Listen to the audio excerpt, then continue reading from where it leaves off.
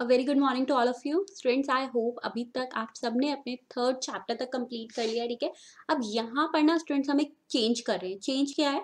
अभी तक हम कैसे पढ़ रहे थे कि चैप्टर 1 किया, चैप्टर 2 किया, देन चैप्टर 3 किया, लेकिन चैप्टर 3 के बाद अब मैं आपका सीक्वेंस थोड़ा सा चेंज कर रही हूँ। चेंज क्या है देखो, चैप्टर नंबर 3 के बाद हम डायरेक्टली करेंगे हमारा चैप्टर नंबर 5। कौन सा चैप्टर कर रहे हैं हम? Chapter number 5। और चैप्टर नंबर 5 में हम क्या पढ़ने वाले हैं स्टूडेंट्स?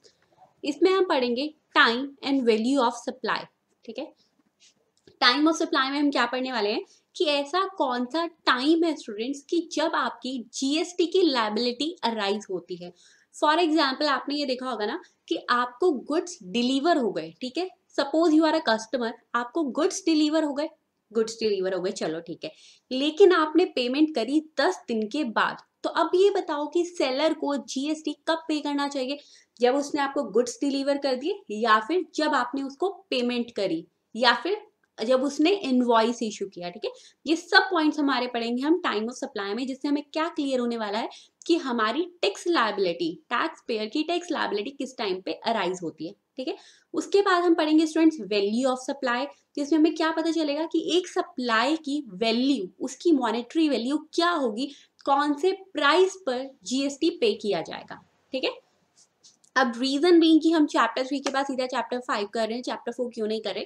चैप्टर 3 में भी स्टूडेंट्स हमने क्या की थी, हमारी एंट्रीज की थी रिवर्स चार्ज मैकेनिज्म की, ठीक है। Chapter 4 that is exemption from GST में भी आपके पास एंट्रीज है। अगर आप डायरेक्टली चैप्टर 3 के बाद चैप्टर 4 करने लग जाओगे so it will create a confusion for you. इसीलिए पहले हमने क्या किया, चैप्टर 5 करेंगे, उसके बाद हम दोबारा से क्या करेंगे, हमारा चैप्टर नंबर 4।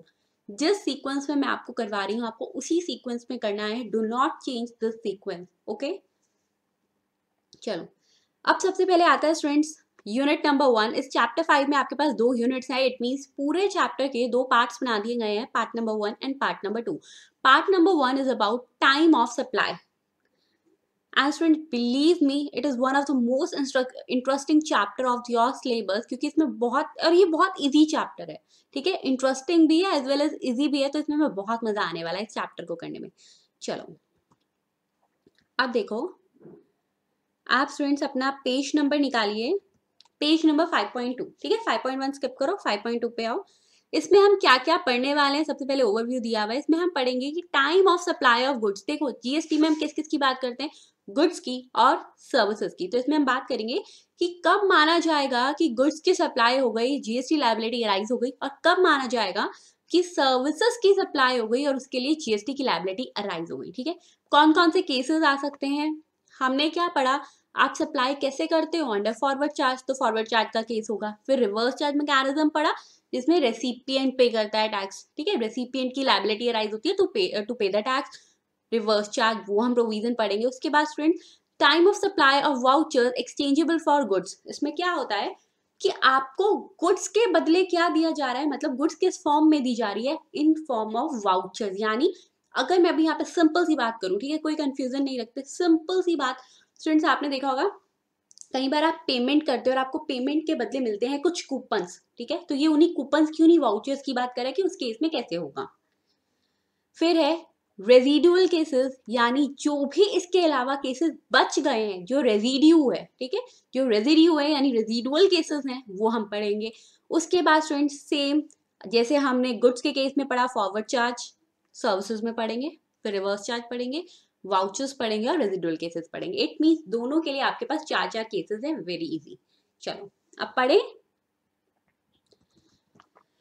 सबसे पहली बात, इंट्रोडक्शन पढ़ लेते हैं। GST is payable on supply of goods और services. A supply consist of elements that can be separated in time, like purchase order, agreement, dispatch of goods, delivery of goods, or provision or performance of service, entry in the records payment and entry of the payment in the records or deposit in the bank।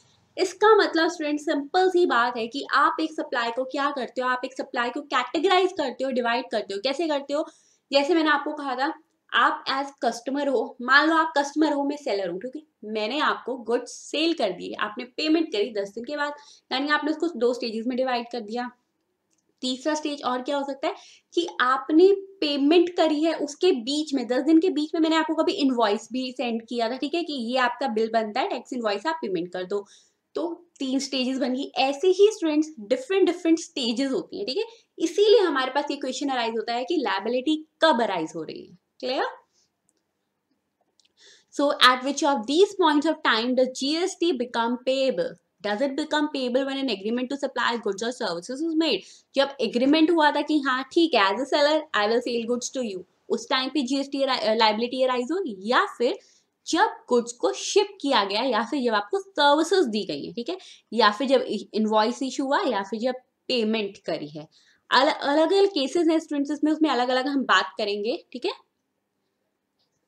देखो इसमें क्या लिखा है।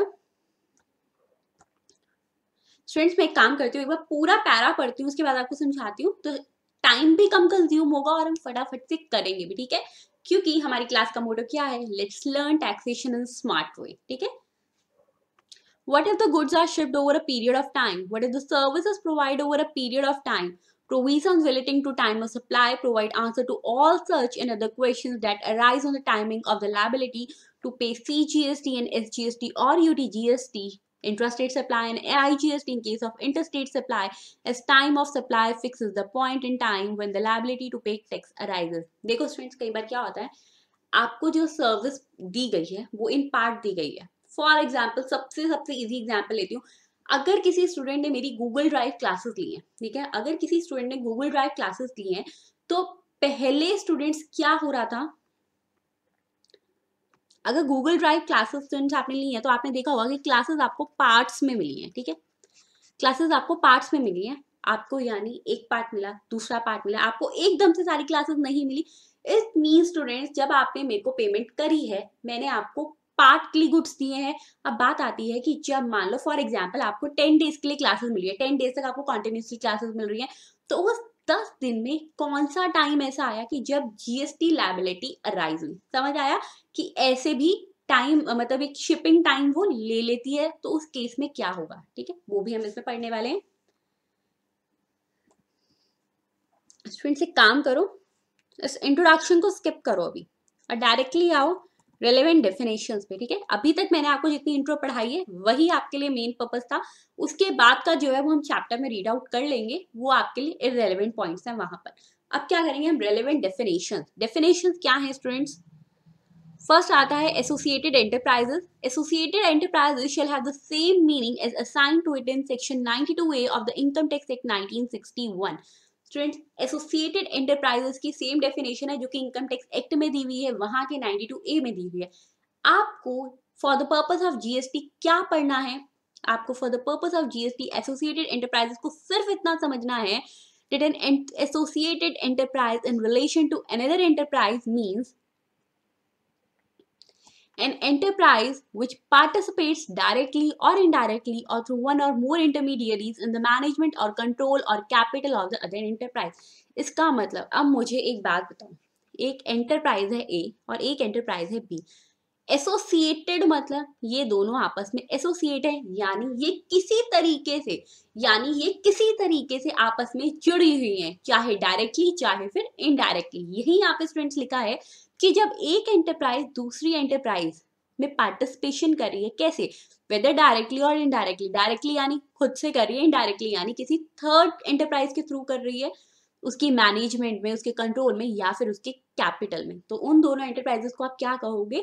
उन दोनों enterprises को आप कहोगे एसोसिएटेड एंटरप्राइजेस। इसका मतलब सिंपल सी बात बोले, जब दो एंटरप्राइजेस आपस में किसी भी तरीके से, चाहे डायरेक्टली चाहे इनडायरेक्टली, वो जुड़ी हुई हैं, तो वो हो जाएंगी एसोसिएटेड एंटरप्राइजेस। एसोसिएट यानी वो आपस में जुड़ी हुई हैं, ठीक है। Next definition is about students document. Document में क्या क्या होता है? अगर मैं यहाँ से इसको ना भी पढ़ाऊं, so my students are very very smart, they know. आप किसको डॉक्यूमेंट बोलते हो? जब आपके पास कोई रिकॉर्ड होता है, ठीक है, जब भी कोई रिकॉर्ड होता है तो आप उसको क्या बोलोगे कि हमारे पास डॉक्यूमेंट है। फॉर एग्जाम्पल, आप इंस्टीट्यूट में अपने डॉक्यूमेंट सबमिट करवाते हो at the time of registration, तो वहां पर आप क्या देते हो स्टूडेंट? आपकी मार्कशीट्स देते हो। अगर आपने डायरेक्ट एंट्री से लिए तो आपकी बीकॉम की, आपकी ग्रेजुएशन की मार्कशीट, और अगर आपने आपने सीपीटी रूट लिया है तो आपके सीए फाउंडेशन या सीपीटी जो भी आपकी मार्कशीट आप वो दोगे, 12th की मार्कशीट सबमिट करोगे। इट मीन्स आप अपने रिकॉर्ड्स दे रहे हो, ठीक है। बोलते हो डॉक्यूमेंट सबमिट करवा रहे हैं, देते क्या हो? रिकॉर्ड्स। यानी डॉक्यूमेंट्स का मतलब क्या होता है? रिकॉर्ड होता है। क्लियर? रिकॉर्ड स्टूडेंट्स कैसे कैसे हो सकते हैं, या तो वो रिटन या फिर प्रिंटेड रिकॉर्ड्स होते हैं, ठीक है, यानी जो आपकी एक पेपर शीट पर होते हैं। सेकंड कौन से होते हैं स्टूडेंट्स, इलेक्ट्रॉनिक रिकॉर्ड, ठीक है, यानी जो आपके इलेक्ट्रॉनिक मीडियम पर होते हैं आपके पास, वो आपके पास प्रिंटेड फॉर्म में नहीं है, वो कैसे होते हैं आपके पास इलेक्ट्रॉनिक फॉर्म में होते हैं, जिसको आप जैसे क्या करते हो, अपनी डिटेल्स को आजकल वेरी इजीली आप साइट पे अपलोड कर देते हो, ठीक है। तो कौन सी करते हो, जो आपके पास इलेक्ट्रॉनिक मोड में होती है, यानी जो आपके पास नेट पे होती है, इंटरनेट पे होती है, आपके कंप्यूटर में होती है, ठीक है, समझ आ गया। अब पढ़ो। डॉक्यूमेंट इंक्लूड्स रिटन और printed record of any sort, यानी of any kind, an electronic record as defined in clause T of section 2 of the Information Technology Act 2000। Friends, जैसे कि हमारे पास गुड्स एंड सर्विसेज टैक्स है, ठीक है, जैसे हमारे पास जीएसटी का एक्ट है, हमारे पास इनकम टैक्स का एक्ट है, आपको पता है ये जो आप सारा दिन कंप्यूटर पे बैठे रहते हो ना, इसके लिए भी एक अलग से आईटी एक्ट है, यानी इंफॉर्मेशन टेक्नोलॉजी एक्ट। इसका काम क्या क्या होता है कि ये देखता है कि कौन कौन से इलेक्ट्रॉनिक रिकॉर्ड्स आपके लिए वैलिड हैं और कौन से इनवैलिड है, ठीक है। सेकेंड, आपने कई बार सुना होगा ना कि लिखा आता है कि आप ऐसा ना करो क्योंकि आईटी एक्ट के अकॉर्डिंग प्रोहिबिट है। फॉर एग्जाम्पल, किसी ने अपनी फोटो शेयर करी, ठीक है, किसी ने अपनी इमेज शेयर करी, आप उसका कोई गलत यूज नहीं कर सकते, क्योंकि वरना क्या होगा, हर कोई आके गलत यूज कर लेगा, कोई भी जो हैकर्स हैं, जो गलत पर्सन हैं, ठीक है, या फिर जो फिर ऐसे एलिमेंट्स हैं जो हमारी सोसाइटी को नुकसान पहुंचाना चाहते हैं, वो जाकर गलत यूज कर लेंगे। वो डरते क्यों हैं, क्योंकि एक आईटी एक्ट है, जिस इंफॉर्मेशन टेक्नोलॉजी एक्ट 2000 है, कि अगर आपने ऐसा किया तो आपको पनिशमेंट मिल जाएगी, ठीक है। सेकेंड स्टूडेंट्स, डेफिनेशन गुड्स की, already we have covered this definition, so I am moving from this definition. फिर आता है कि प्रिस्क्राइब्ड का मतलब क्या होता है। Prescribed means prescribed by rules made under this act on the recommendation of the council. Friends, कई बार क्या आता है लिखा हुआ कि एज प्रिस्क्राइब्ड, यानी एज प्रिस्क्राइब्ड का मतलब क्या होगा कि ऐसे रूल्स जो कि इस एक्ट में बने हैं। और एक्ट में रूल्स कैसे बनते हैं हमारे, जब जीएसटी काउंसिल उसको रिकमेंड करती है। Clear. Next, reverse charge, very very easy, हम बहुत अच्छे से अभी इसको कर कर आए हैं हमारे चैप्टर नंबर 3 में। क्या पढ़ा था हमने रिवर्स चार्ज में, रिवर्स चार्ज मतलब जब लाइबिलिटी किसकी राइज होती है, रेसिपिएंट की होती है, ना कि सप्लायर की होती है। सप्लायर की लाइबिलिटी है टैक्स पे करने की, तो वो फॉरवर्ड चार्ज में जाएगा, अदरवाइज रिवर्स चार्ज, ठीक है। पढ़े हम फटाफट से इसको, चलो। Reverse charge means the liability to pay tax by the recipient of supply of goods or service or both, instead of the supplier of such goods or services or both, under subsection 3 or subsection 4 of section 9 or under subsection 3 or subsection 4 of section 5 of IGST Act। देखो students, हमने क्या पढ़ा था कि CGST act के section 9(3) section 9(4) क्या है, reverse charge के बारे में बात की है। और आईजीएसटी एक्ट की बात करें तो सेक्शन 5(3) और 5(4) में साइमल्टेनियसली किसकी बात की हुई है, रिवर्स चार्ज की बात की हुई है। यहाँ पे यही लिखा है कि रिवर्स चार्ज का मतलब कब क्या होता है, जब लायबिलिटी टैक्स पे करने की रेसिपिएंट की राइज होती है, इन case of supply of goods और सर्विसेज और बोथ, और वो कौन कौन से सेक्शन में डिफाइन है। क्लियर। फिर आता है कि सर्विस का मतलब क्या है, ये भी स्टूडेंट्स हम कर चुके हैं अच्छे से कि सर्विसेज, गुड्स और सर्विसेज हमने बहुत अच्छे से बहुत बार कर लिया है अब इसको, तो मैं यहाँ पर टाइम आपका दोबारा से वेस्ट यहाँ नहीं करूंगी, वरना ये टाइम वेस्टेज होगी, यूटिलाइजेशन नहीं होगी। अब पॉइंट आता है सप्लायर कौन होता है। पॉइंट क्या आता है, सप्लायर कौन होता है। चलो सबसे पहले बहुत इजी वे में आपको बता देती हूँ स्टूडेंट्स, सप्लायर का मतलब होता है ऐसा कोई भी पर्सन, पर्सन मीन्स चाहे इंडिविजुअल आ रहा है, एचईएफ आ रहा है, कॉर्पोरेट कंपनी आ रही है, लोकल अथॉरिटी आ रही है, आर्टिफिशियल जुरिडिकल कंपनी, कोई भी पर्सन जब किसी को सप्लाई कर रहा है, यानी जब किसी को कुछ दे रहा है यानी सप्लाई कर रहा है, तो उसको हम बोलते हैं सप्लायर। क्लियर। छोटी सी बात करी, सप्लायर का मतलब क्या हो गया, सप्लायर मतलब जब कोई भी सप्लाई कर रहा है। क्लियर। अब पढ़ते हैं इसकी डेफिनेशन। देखो फ्रेंड्स, इसकी डेफिनेशन आपको यहां से ना करके ये वाला चार्ट करना है, ठीक है। सेम लिखा हुआ है लेकिन चार्ट से पढ़ेंगे तो ये इंटरेस्टिंग हो जाएगा, इजीली आपको लर्न होगा। Supplier in relation to any goods and or services means the person supplying the said goods and or services, and includes an agent acting on behalf of such supplier in relation to the goods and or services। सबसे पहली बात इसने बोली, supplier कौन होता है, supplier होता है वो पर्सन जो सप्लाई कर रहा हो गुड्स की या फिर सर्विसेज की, ठीक है, क्या दोनों की सप्लाई कर रहा हो। और इसने सबसे इंपॉर्टेंट क्या बात क्या बोली है कि सप्लायर में स्टूडेंट्स एजेंट भी इंक्लूड होगा। अगर वो सप्लायर के बिहाफ पे कोई एजेंट एक्ट कर रहा है तो वो एजेंट भी इंक्लूड होगा। अब देखो हमने क्या पढ़ा था, प्रिंसिपल एजेंट रिलेशनशिप। उसमें क्या होता था, प्रिंसिपल के बिहाफ पे एजेंट सप्लाई कर रहा है, तो अगर देखें तो सप्लाई तो यहाँ पे एजेंट ने भी करी, तो एजेंट को भी हम मान लेंगे सप्लायर। क्लियर। अब बात आई है सप्लायर की, यानी जिसने सप्लाई करी है। किसको सप्लाई करी है, रेसिपिएंट को। किसको सप्लाई करी है, रेसिपिएंट को सप्लाई करी है। तो अब अगला पढ़ते हैं कि रेसिपिएंट कौन होता है। सिंपल बात करें फिर से, तो रेसिपिएंट का मतलब ऐसा पर्सन जिसने सामान, गुड्स या सर्विसेज को लिया है, रिसीव किया है। ठीक है स्टूडेंट, सेम केस रेसिपिएंट भी आपको कहां से पढ़ना है, इस चार्ट से। ऊपर वाले पॉइंट्स को देखना भी मत, ठीक है, डायरेक्टली इस चार्ट से पढ़ो। वैसे भी जब हमारे पास ब्रह्मास्त्र है तो उसका कुछ तो फायदा उठाते हैं। ठीक है चलो, रेसिपिएंट। अब स्टूडेंट रेसिपिएंट के हमारे पास 3 केसेस बनते हैं। ये 3 केसेस। फर्स्ट केस क्या है, recipient in case if consideration is payable for supply of goods and services. इसका मतलब ऐसा केस, मान लो एक सप्लायर है ए, एक पर्सन है बी, तो इस केस में बी ने क्या किया, जो ए ने उसको सप्लाई की उसके लिए उसने उसको कंसिडरेशन दिया, उसने उसको उसके लिए कंसिडरेशन दिया है, यानी कुछ दिया है। इस केस में रेसिपिएंट कौन हो जाएगा, जिस पर्सन ने कंसिडरेशन दिया। सिंपल बात, पर्सन लायबल टू पे द कंसिडरेशन, यानी जिस पर्सन की लायबिलिटी अराइज हुई है टू पे द कंसिडरेशन, वही बन जाएगा recipient. Very easy point. Next आता है स्टूडेंट्स कि कई बार क्या होता है, फॉर एग्जाम्पल हमने कई केसेस पढ़े थे जिसमें कंसिडरेशन ना भी दिया हो। हमने एक्सेप्शन पढ़ी थी कंसिडरेशन वाले पॉइंट की, कि अगर वो कंसिडरेशन नहीं भी दे रहा, इन दैट केस इवन उसको क्या माना जाता था, सप्लाई माना जाता था। अब जब कंसिडरेशन तो दी नहीं, अभी हमने बात की थी कंसिडरेशन दी है, जिसने कंसिडरेशन दी वो पर्सन बन जाएगा रेसिपिएंट। तो इस केस में रेसिपिएंट कौन बनेगा, बताओ बताओ कौन बनेगा स्टूडेंट्स। वेरी वेरी इजी, जिस भी पर्सन को गुड्स डिलीवर हुए, person to whom goods are delivered or made available or to whom possession or use of the goods is given or made available।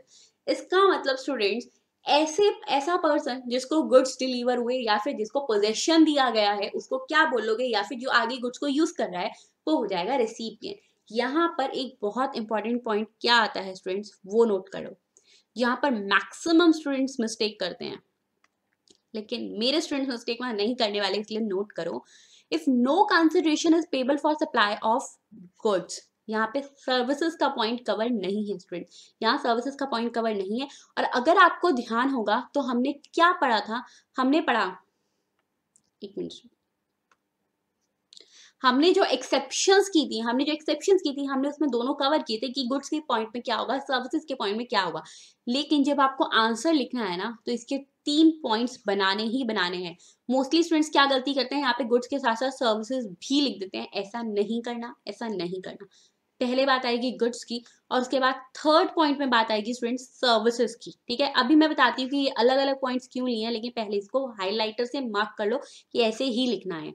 If no consideration is payable for the supply of service, तो उसके इसमें हो जाएगा person to whom the service is rendered, यानी जिसको service दी गई है। अब बात आती है कि मैम ये 3 पॉइंट्स अलग अलग क्यों बनाए, जबकि तो इतना इजी सा पॉइंट था, आपने इसको इतना अच्छे से क्यों किया है स्टूडेंट्स। यहाँ पर अभी हमें लग रहा है ये इजी है, लेकिन मैंने देखा है, मैंने आंसर शीट्स भी मंगवाई है स्टूडेंट्स की, वो यहाँ पर गलतियां करते हैं। गलती क्या करते हैं, वो इसके साथ साथ लिख देते हैं गुड्स और सर्विसेज, जबकि आप ये देखो कि यहाँ पर लैंग्वेज में डिफरेंस है। क्या बोला गया, जिसको गुड्स डिलीवर की गई, मेड अवेलेबल, या फिर जो यूज कर रहा है, ठीक है, या जिसको पोजेशन दिया गया। और यहाँ पे सिंपल लाइन लिखी है, person to whom the services render, यानी जिसको सर्विस रेंडर हुई है। ठीक है ना, पे यहाँ पे कोई पोजेशन की बात आएगी, क्योंकि पोजेशन की बात आ जाएगी, टाइटल ट्रांसफर हो रहा है, यानी वो गुड्स की बात चली जाएगी। ठीक है स्टूडेंट्स, यही सिली मिस्टेक्स होती हैं जो हम एग्जाम में जब कर आते हैं ना, कि उसको पॉइंट को एक बना देते हैं कि अरे एक जैसा लिख देते हैं, वहीं पर एग्जामिनर आपके मार्क्स को कट कर लेता है। ठीक है, उसके बाद हम सोचते हैं अरे हमारी तो इतनी अच्छी क्लैरिटी थी, मार्क्स क्यों कट हुए। Now you know the reason, आप वो मिस्टेक नहीं करोगे। क्लियर। अब देखो, जैसे हमने सप्लायर की बात की थी कि एजेंट, अगर एजेंट है सप्लायर के बिहाफ पे एक्ट कर रहा है तो उसको हम क्या मान लेंगे, सप्लायर मान लेंगे। Same case recipient includes an agent acting on behalf of the recipient in relation to the goods and the services supplied, यानी अगर कोई एजेंट अब रेसिपिएंट के बिहाफ पे एक्ट कर रहा है तो उसको भी आप रेसिपिएंट मान लोगे। Very easy. नेक्स्ट आता है वाउचर, मतलब क्या होता है। देखो, voucher means an instrument where there is an obligation to accept it as consideration or part consideration for a supply of goods or services or both, and where the goods or services or both to be supplied or the identities of their potential suppliers are either indicated on the instrument itself or in related documentation, including the terms and conditions of use of such instrument. चलो अब मैं आपको समझाती हूँ। अभी हमने definition read कर ली कि वाउचर का मतलब क्या है। देखो स्टूडेंट्स, आपने देखा होगा कि आपको कई बार ना कुछ कूपन्स मिलते हैं, ठीक है। कुछ कूपन्स मिलते हैं। कूपन कैसे मिलते हैं कि उस पर लिखा होता है कि ठीक है, फॉर एग्जाम्पल लेते हैं, चलो ठीक है, पिज्जा का एग्जाम्पल लेते हैं, ठीक है। अगर अभी बिकॉज लास्ट वीकेंड क्या हुआ था, मैं पार्टी करने अपनी फ्रेंड्स के साथ गई, तो वहां पर क्या ऑफर चल रहा था कि अगर आप एक बिग पिज्जा ले रहे हो, बड़े वाला पिज्जा ले रहे हो, ठीक है, अगर आप एक बिग पिज्जा ले रहे हो ना, तो इसके साथ हम आपको क्या दे रहे हैं, हम इसके साथ आपको एक कूपन दे रहे हैं कि नेक्स्ट टाइम जब आप एक छोटा पिज्जा लोगे, स्मॉल पिज्जा लोगे ना, तो आप ये कूपन हमें दे देना, हम इस पर आपको 5% का एक्स्ट्रा डिस्काउंट देंगे। आई एम वेरी हैप्पी, मैंने वो कूपन संभाल के रख लिया। नेक्स्ट टाइम क्या होगा, जब मैं स्मॉल पिज्जा लेने जाऊंगी, मैं वो 5% वाला कूपन दिखा दूंगी। इसका मतलब स्टूडेंट्स, उस बिग पिज्जा के साथ, उस गुड्स के साथ, उस पिज्जा कॉर्नर ने मुझे और क्या दिया है, उसने एक साथ में अटैच्ड गुड और दिया है, और वो क्या है, वो है वो वाउचर, वो कूपन। तो समझ आया कि वाउचर का मतलब क्या होता है स्टूडेंट, जिसको हम इन फ्यूचर दिखाकर उसको रिडीम करवा लेते हैं। और उस पे देखो स्टूडेंट, वो जो कूपन मेरे को मिला है ना, उस पे लिखा हुआ है कि ये कूपन किसने इशू किया है, उस पिज्जा कॉर्नर ने किया है, ठीक है। तो यानी सप्लायर कहाँ से आइडेंटिफाई हो रहा है, पिज्जा कॉर्नर। यानी अब ये नहीं होगा ना कि मैं डोमिनोज जाके इस पिज्जा कॉर्नर वाले का कूपन दिखा दूं, नहीं, क्योंकि उस पर सप्लायर लिखा हुआ है। क्लियर कि वाउचर का मतलब क्या होता है। अब इसको यहाँ से देखो स्टूडेंट, दोबारा पढ़ो, आपको अच्छे से क्लियर होगा। वाउचर मतलब एक instrument where there is an obligation to accept it as consideration or part consideration for a supply of goods or services or both, and where the goods or services or both to be supplied or the identities of their potential suppliers are either indicated on the instrument itself, like मेरे वाले में pizza corner पे लिखा था, or in related documentation including the terms and conditions of use of such instrument, ठीक है। अब students आती है important point, very important point is, सबसे पहली बात तो हम यहाँ पे कौन सा सेक्शन रीड करने वाले हैं, हम सेक्शन नंबर 12 यहाँ पे पढ़ेंगे। कौन सा सेक्शन है, सेक्शन नंबर 12। सेक्शन 12 में क्या बात हो रही है, time of supply of goods की। Skip the statutory provision part and directly come on analysis.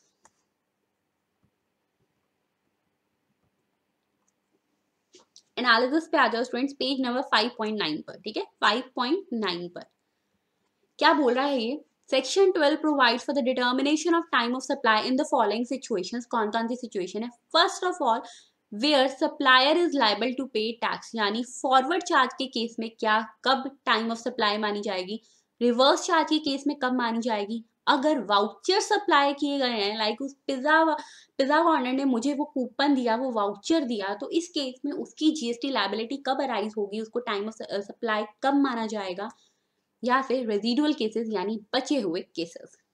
Addition to value of supply of goods by way of interest और लेट फी और penalty for delay payment. Students कई बार क्या होता है, payment delay करी आपने, ठीक है, फॉर एग्जाम्पल आपको 26 फरवरी को करनी थी, आपने जाकर 28 फरवरी को करी है, 26 फरवरी को करनी थी, 28 फरवरी को करी है, तो इस केस में क्या हो जाएगा, इस केस में स्टूडेंट्स उसने अगर बोला था कि अगर आप एक भी दिन लेट हुए ना, तो मैं आपको 5% का इंटरेस्ट चार्ज करूंगा पेमेंट पर, पेमेंट पे 5% का इंटरेस्ट चार्ज हो जाएगा। अब ये 5% जो एक्स्ट्रा मिल रहा है, इसकी लायबिलिटी कैसे अराइज होगी, ये सब कुछ भी हम डिस्कस करेंगे, ठीक है। पॉइंट बाय पॉइंट करते हैं। पहला पॉइंट स्टूडेंट्स क्या है, एक बात, अगर आप सेक्शन 12 रीड विद सेक्शन 31 भी लिख देते हो, अगर आप सिर्फ इतनी लाइन लिख देते हो इस time of supply of goods के चैप्टर में, सेक्शन 12 रीड विद सेक्शन 31, तो ये भी बहुत होगा। सब सेक्शंस याद होते हैं, वेरी गुड, नहीं याद होते तो छोड़ सकते हो, सेक्शन नंबर याद रखो बस, ठीक है। पहली बात आती है फॉरवर्ड चार्ज की, यानी जिस केस में सप्लायर टैक्स पे कर रहा है, उसकी लायबिलिटी राइज हो रही है। As per section 12(2) the time of supply of goods that are taxable under forward charge is either of the following 2 dates. इस केस में स्टूडेंट्स क्या माना जाएगा, इट मीन्स एक मिनट पहले यहाँ से ना एक एग्जाम्पल बना लो कि मान लो ये जो ए है ये सप्लायर है, ये फॉरवर्ड चार्ज के अंडर इसकी सप्लाई हुई है, यानी इसका टैक्स लायबिलिटी फॉरवर्ड चार्ज के अंदर आया है। इसका मतलब स्टूडेंट इसकी लायबिलिटी अराइज हुई है टैक्स पे करने की। अब वो लायबिलिटी कब अराइज होगी ये देखो, तो वो होएगी date of issue of invoice by the supplier or the last date on which invoice ought to have been issued in terms of section 31 to the extent the invoice covers the supply of goods, or date of receipt of payment by the supplier to the extent the payment covers the supply of goods। इसका मतलब students यहाँ पे बात लिख लो आई और P की, आई और P की। आई पी साथ में लिखो, अभी समझा रही हूँ क्या ये, ठीक है। आई पी क्या है, अगर फॉरवर्ड चार्ज का केस है, जो नॉर्मली हमें क्या देखने को मिलता है आजकल, फॉरवर्ड चार्ज का केस मिलता है, उस केस में स्टूडेंट्स जिस टाइम पर सप्लायर ने इनवॉइस इशू किया या फिर जिस टाइम पर उसको इनवॉइस इशू करना चाहिए था, ठीक है, जिस टाइम पर सप्लायर ने इनवॉइस इशू किया या फिर मान लो इनवॉइस इशू अभी नहीं किया, लेकिन जिस टाइम पर उसको कर देना चाहिए था एज पर सेक्शन 31 क्या कहता है अभी बाद में पढ़ेंगे, अभी सिर्फ इतनी बात, जिस टाइम पर इनवॉइस इशू किया, इनवॉइस इशू नहीं किया, जिस टाइम पर इनवॉइस इशू करना चाहिए था, या फिर जिस टाइम पर रेसिपिएंट ने इसे पेमेंट दे दी, जिस टाइम पर रेसिपिएंट ने इसे पेमेंट दे दी, विच एवर इज अर्लियर। यानी फॉरवर्ड चार्ज के केस में अगर बात करें तो I P whichever is earlier.